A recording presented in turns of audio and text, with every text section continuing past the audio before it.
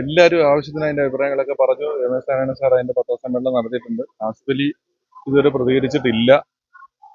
അപ്പൊ അതൊക്കെ തന്നെ എല്ലാവരും പറഞ്ഞൊക്കെ തന്നെ.